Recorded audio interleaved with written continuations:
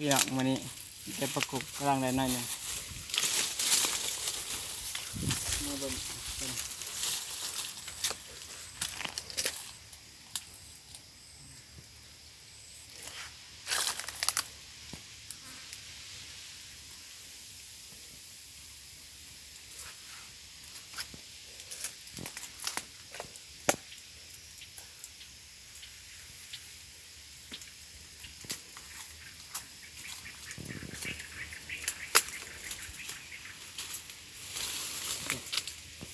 บัวลายน้ำพาสิพาไปเบิ่งกกมัน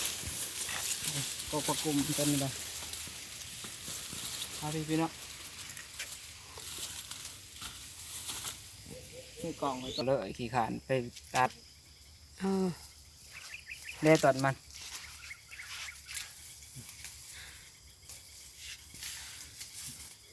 เอาไปขันสมกินกับปิ่งเขียดกินกับแจว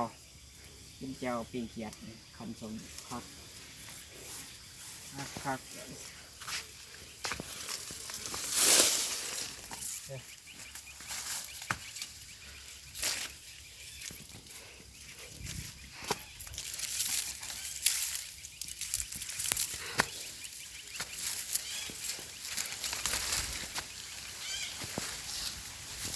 เดี๋ยวแกตัวนี้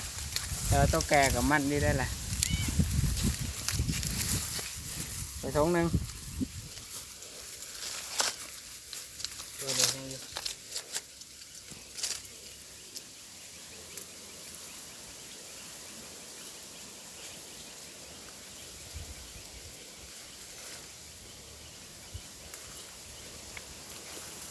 นี่กับเดี๋ยวถุงหนึ่งพอดีไปขันกันประมาณได้ถ้วยหนึ่งแกะปลายขอบใจพี่น้องที่เขามาเบิ่งกันจบกันบาย